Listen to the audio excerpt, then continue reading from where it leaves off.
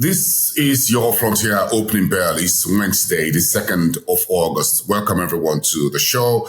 A very quick rundown. The global emerging markets nosedived on Tuesday. No thanks to the latest Fitch ratings downgrading of United States from AAA to AA plus. That was a blow between the eyes for United States. So we've seen stock markets taking a dive this morning across the Asia Pacific and in Europe, a little bit of that as well, while the safe havens such as gold made making a big jump. Oil prices also running very high. Brent crude at the elevated level of 80s as we speak. Of course, that's on the latest data from the United States as far as its reserves are concerned. So quite a bit of a shaky Wednesday as we get another day started. So the GSE yesterday took a bit of the heat from the emerging markets, with the GSE down by 0.43%, roughly 0.5%. The Nigerian stock market continuing in negative 33, down by 0.25%, despite gains by MTN and a few others. There's still a chunk of profit booking, in particular within the banking sector space. The PRVM down by 0.27. That's the composite, slightly below the 208 level, which we saw towards the end of last week. The EGX down by 0.5%. Of course, Egypt is sweaty right now as far as cash crunch is concerned in terms of foreign currency that the President Al-Sisi's administration sorely need, and energy troubles also creeping into North Africa's biggest economy. So the NSE, the Nairobi stock market, made a good show of 1.32%, turning around from its negative reading. Then, of course, Zimbabwe, we must mention that Zimbabwe stock market came back about 2.5% on Tuesday, and that was a big jump to the great territory for the Zimbabwe exchange after we saw that steady decline over the past couple of weeks. So let's get into what else is making the headlines. As always, starting from where the sun rises in the east. The World Bank has approved $75 million in debt relief for Somalia. That's a bit to the Horn of Africa. That's good news for this country, by the way. And Absa Bank and Old Mutual have launched a medical insurance program in Uganda, just as MTN rolled out formally its 5G network in Uganda. Some good news coming through from there. In the meantime, falling commodity prices have dragged Uganda's July inflation to 3.8%.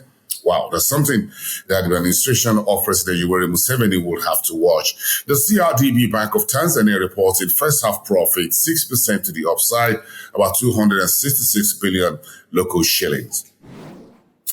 Let's see what's moving in West Africa. The United Kingdom's special envoy, the secretary in charge of development and foreign affairs, that's James Cleverly, was on the floor of the Nigerian exchange on Tuesday to ring the closing bell. He also used the occasion to speak about the economic, trade and investment relations between Nigeria and its former colonial master, as well as the relationship being broadened and deepened between the United Kingdom and the Nigerian capital market itself, and that's particularly why he was at the exchange.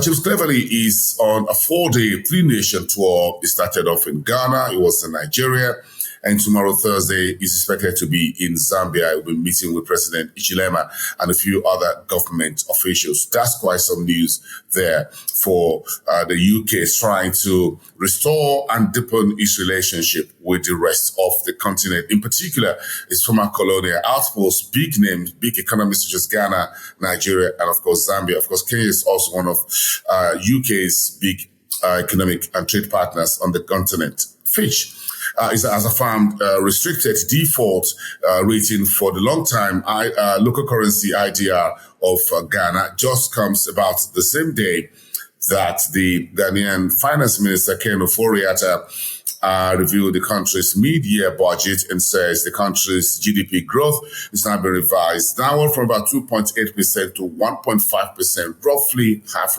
50%, about 100% downward. So that's just about where things are right now. It's a deep haircut as far as GDP growth expectation is concerned for one of the biggest economies west of the continent. The GMMC panel, which is the joint ministerial meeting of OPEC, will be done virtually on August the 4th. That's on Friday.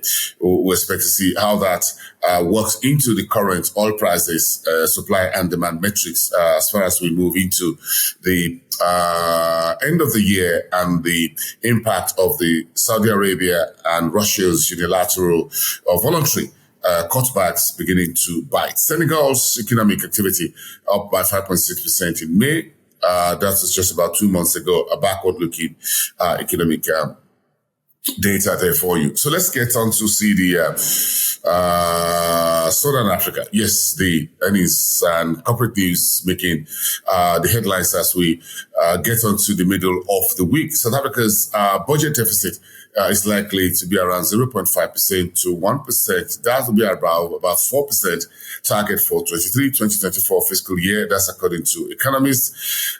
Meanwhile, Africa's most advanced economy is looking to persuade Russia to broker a new grain deal after the Black Sea grain agreement was pushed aside by Moscow just a few weeks ago. And now South Africa says there should be a new deal at least on the table so as to mitigate the impact of the current face-off between Russia and Ukraine, of course, with the military incursion of Russia into Ukraine about 2 years and a couple of months ago. RB Plat will stop trading on the GSE today. That's the 2nd of August. As the Implat is tidying up the takeover of the company. That's within the resources sector of South Africa.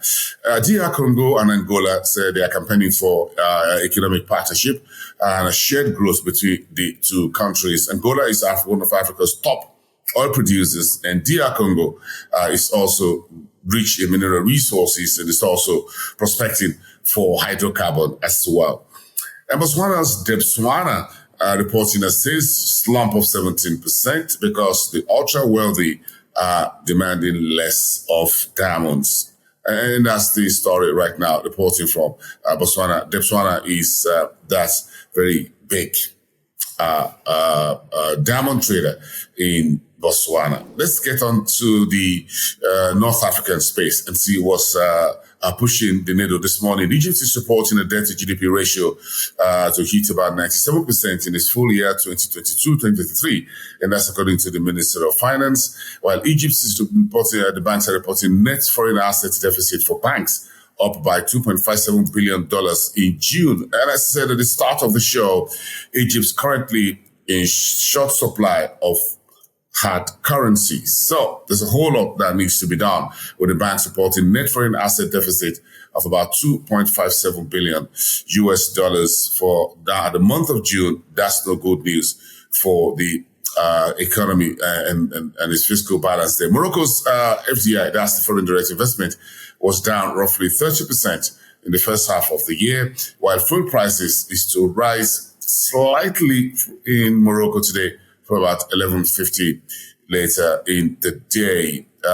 2 days ago, or yesterday, beg your pardon, the 1st of August, yes, that was Tuesday, fuel prices went up in Ghana again. Crude oil prices trading strongly. The London Brent at about $85 a barrel. The US West Texas is also shy of $80 a barrel. Let's take it all there today and say thank you for being part of your Frontier Opening Bell this Wednesday, the 3rd trading day of the week, but it's the 2nd day of the new month. Have a great day, everyone, and I'll see you again soon.